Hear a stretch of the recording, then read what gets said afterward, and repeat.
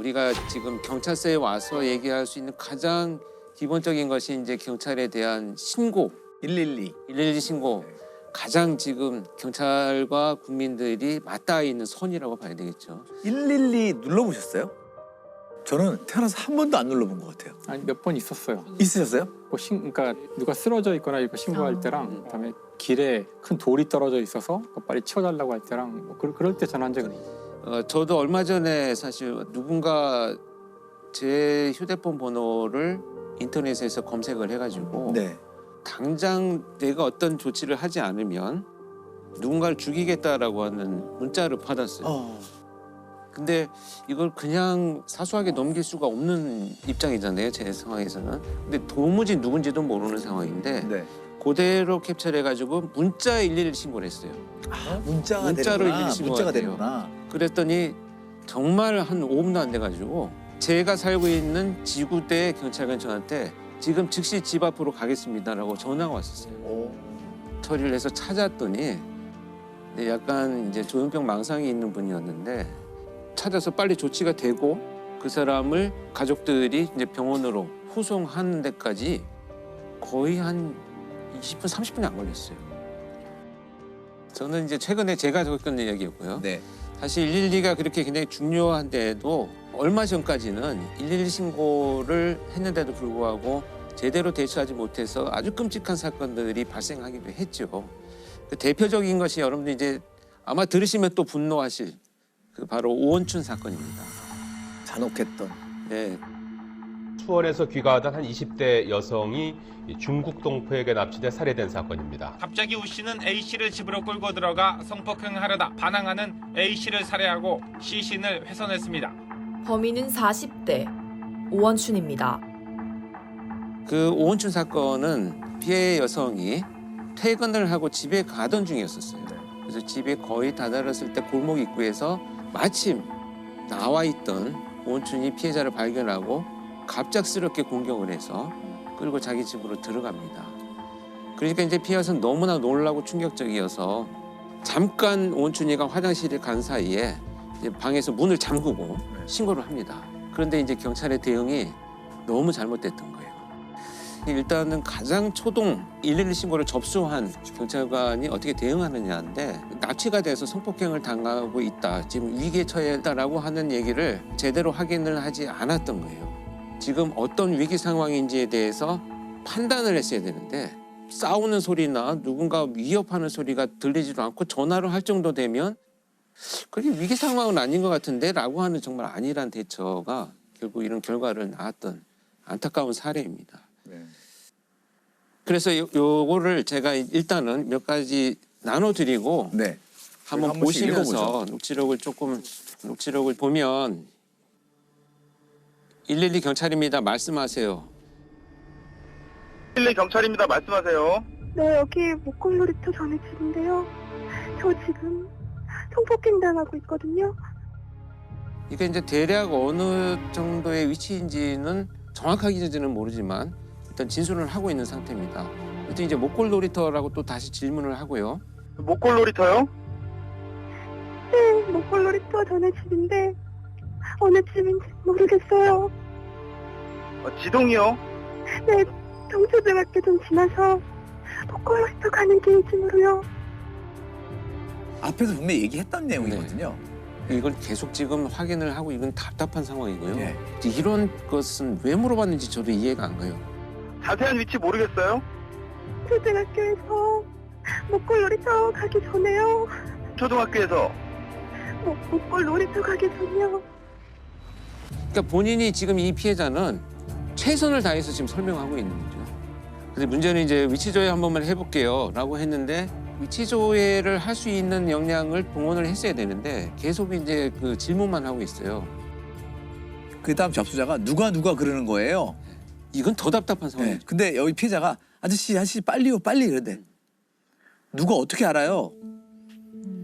그 모르는 아저씨라 그러니까 문은 어떻게 하고 들어갔어요? 이런 대화가 오고. 이거 사실 중복질문 계속 하고 있는 거잖아요. 네. 목골놀이터 가기 전 초등학교 누가 그러는 거예요를 반복하고 있는 답답한 상황입니다. 그러다가 피해자의 목소리가 들립니다. 잘못했어요. 아저씨 잘못했어요. 이거는 뭐냐면 오원춘이가 잠깐 방을 나간 사이에 문을 잠그고 피해자가 전화를 걸어서 신고를 하고 있는 중에 문을 부수고 오원춘이 들어온 시점이에요. 그러니까요. 그래서 이제 오원춘이한테 피해자가 잘못했다, 전화를 걸어서 잘못했다라고 하는 건데 근데 그 다음에 녹취가 아는 사람인데 남자 목소리 계속 들리는데 부부싸움 같은데 이게 마지막 얘기입니다. 수원 20대 여성 살인 사건에 대한 경찰의 대응이 시작부터 끝까지 총체적으로 부실했던 것으로 드러났습니다. 지난 1일 밤 10시 50분 112 센터에 걸려온 다급한 신고 전화. 그런데도 112 근무자 20여 명이 6분 넘게 피해 여성의 비명만 듣고 있었고 팀장은 손을 놓고 있었습니다. 더구나 피해자가 정확히 놀이터 전에 집이라고 말했는데도 집 아니라는 지령을 넣지 않아 현장 출동자들은 엉뚱한 곳만 헤맸습니다. 여기서 가장 큰 잘못은 구조 요청이고 위기 상황이라고 하면 어떤 상황인지를 자기가 자기적으로 임의적으로 판단하면 안 됩니다. 물론 자기들이 나중에 변명을 할 때는 집집마다 그렇다고 이 시간에 다 들어가 볼 수는 없지 않느냐라고는 하지만 사실 위기 상황이라고 판단이 되면은 지역 주민들이 뭐 경찰한테 항의하고 욕을 한다고 하더라도 해야죠. 이게 문제는 아니라고 저는 보거든요. 그렇죠. 그런데 이 당시에 지금 확인을 나중에 해봤더니 그 경찰관으로 임명된 지 얼마 안 된 초임 순경이 112 신고를 받았다는 것이 이제 밝혀졌죠. 진짜 공포에 떠는 사람의 목소리를 저희는 실제로 들어본 적이 없잖아요. 예, 그 사실은 이런 감지 능력이 경험이나 여러 가지로 좀 있어야 되는 분들이 받아야 되는 것 같긴 해요. 네, 당연히 이제 그 112 상황실에 이제 사실 발령이 되려면 충분히 교육도 되고 경험이 있는 사람으로 당연히 했었어야 된다. 이것도 그 조직적인 문제죠. 개인의 문제라기보다는.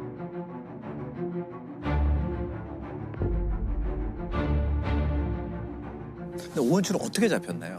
그냥 현장에서 잡혔나요? 당시에 그래서 밤새 거기 이제 형사까지 동원이 되어가지고 집집마다 수색을 하기 시작을 했습니다. 네네. 경찰이 계속 수색을 하면서 이 집의 문을 두드렸는데 열리지 않으니까 거의 반 부수고 들어갔는데 그 부수고 들어갈 때까지 시신을 훼손하고 있었던 거예요.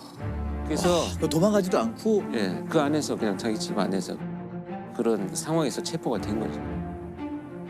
그래서 프로파일러의 작업으로 이제 면담을 하러 갔는데 면담을 하면서 제가 너무나 화가 났던 것이 면담을 하고 있는데 뭐 미소 짓기도 하고요. 또 다리를 이렇게 꼬고 뭐 건들거리기도 하고 이런 모습이 있었어요. 그래서 정말 제가 면담을 한다는 목적은 많은 정보를 얻어내기 위해서 그런 것들을 정말 내가 이렇게 참고 끝까지 들어야 되는데 다리 내려 웃지 마 뭐 이런 어떤 그 이 제재를 하면서 마치 그 형사가 취조하듯이 제가 면담을 했던 이런 기억이 있습니다. 너무 화가 나고 못 참겠더라고요. 그러니까 죄의식이나 뭐 어떤 네. 그런 게 하나도 없는 거죠. 없었어요. 근데 대화를 나누고 나서 분석을 한 결과는 사이코패스는 아닌 것으로 저는 일단은 면담의 결과 보고서를 작성을 했어요. 나중에 검사 결과도 20점 정도기 때문에 사이코패스가 높지는 않다는 결과가 나오긴 했습니다만 또 어떻게 그럴 수 있을까요? 그러니까 이게 뭐냐면 어릴 때부터 성장의 배경을 쭉 들어보니까 사회적인 학습을 경험할 기회가 전무했었어요. 어떤 일이 발생했을 때 내가 어떻게 대처해야지 뭐 이런 성장하면서 우리가 조금씩 배워가는 사회화 과정이 너무 없었기 때문에 그 상황이 됐을 때 대처할 수 있는 합리적인 방법을 자기가 못 찾고 그냥 계속 훼손만 하고 있었던 거죠. 뭐 윤리의식이라든지 기본적인 바탕이 되는 사회화되는 과정들이 지식이나 이런 게 하나도 없다라는 전혀 거죠. 없어요. 오원춘에 대해 대법원이 사형이 아닌 무기징역을 확정했습니다. 무기징역을 확정함에 따라 또다시 사법부의 법 적용이 너무 느슨한 것 아니냐는 논란이 불거질 것으로 보입니다. 자, 이 사건 이후에 112 시스템이 좀 바뀌었나요? 경찰의 위치 추적에 관한 법률이 그동안 계속 요구가 됐었는데 통과가 안 되다가 오원춘 사건을 계기로 통과가 되어버렸어요. 그래서 위치 추적을 할 수 있게 되는 법이 시행이 됩니다. 그 당시만 해도 경찰이 강제로 위치 추적을 할 수 있는 권한은 없었습니다. 그러니까 그전에는 소방의 협조를 받아서 그것도 당위성을 설명을 해야 되고 뭐 이런 과정을 거쳤는데 이게 생략되고 이제는 경찰이 바로 긴박한 상황이다라고 판단이 되면 본인의 동의가 없더라도 통신사의 협조를 받아서 나의 위치 정보를 강제로 오픈시켜서 확인할 수 있도록 지금 법이 또 개정이 됐습니다. 그다음에 이제 2013년에 이제 통합 시스템을 구축을 하면서 예전에는 이게 112 신고가 이렇게 경찰서마다 상황실에 있었어요. 근데 그거를 통합을 하면서 기준을 만들었어요. 112 종합 지령실에 발령을 날 수 있는 요원은 최소한 수사 형사 3년 이상, 그다음에 교통사고 처리 3년 이상라고 해서 그 자격이 있는 사람들이 교육을 받고 통합 시스템에 와서 근무를 하면서 이제 신고를 받는 사람은 자기 혼자 지금 지령을 듣고 있잖아요. 상황실에서만. 그러면 출동을 하는 요원은 무전 지령만 받기 때문에 지금 얼마나 위급한 상황인지를 사실 감이 없어요. 근데 그거를 지금은 출동하는 경찰차에 달린 내비게이션을 통해서 그걸 같이 듣게 되어 있어요. 그 대화를 들으면서 출동하는 경찰관은 아 정말 이걸 사이렌을 켜고 가야 되나? 끄고 가야 되나도 판단을 해야 되죠. 이런 미묘한 부분까지 결정할 수 있는 것이 코드화돼 있습니다. 코드의 어떤 그 방식이 이때부터 도입이 되기 시작을 했죠. 여성 비명이 들리는 등의 상황에서는 통화 중이라도 긴급 출동합니다. 경찰이 긴급 신고에 적극적으로 대처하기로 했습니다. 통화 도중 출동 지시가 필요한 코드형 사건의 경우 특별 관리하고 코드 1인 경우에는 최단 시간에 출동시키기로 했습니다. 지금은 이런 시스템이 잘 구축이 되어가지고 훨씬 효율 있게 지금 대응을 하고 있습니다. 이 바뀐 시스템으로 해결된 사건들이 좀 있었나요? 아마 이제 여러분들 뭐 여러 방송에서 보도가 된 내용들인데 2018년에 데이트 폭력 피해자가 감금이 되어가지고 신고를 하면서 여기 모텔인데요. 짜장면 좀 배달해 주세요라는 신고가 있었습니다. 근데 그걸 정말 수사를 오래 했던 형사가 여기 발령 나서를 받으면서 모텔인데 분명히 112 신고인데 짜장면을 배달해달라고 하는 것은 지금 이 사람이 말을 못하는 상황이라는 것을 직감을 하기 시작했어요. 경찰입니다. 무슨 일이세요? 네, 여기 모텔인데요. 짜장면 필요해요. 짜장면이요? 혹시 남자친구한테 맞았어요? 네. 짜장면 집이라고 말하면서 저한테 말하시면 돼요. 여기 502호예요.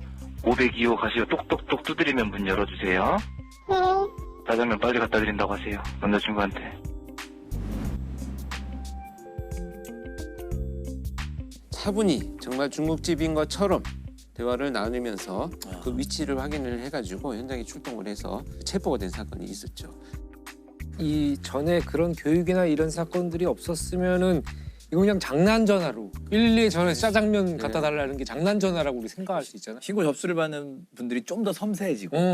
그래서 이제 이런 것들이 방송에 나가고 나니까 가정폭력이나 신고를 하기 어려운 분들이 다양하게 좀 위기 상황을 대처하는 것으로 발전을 해 나갑니다.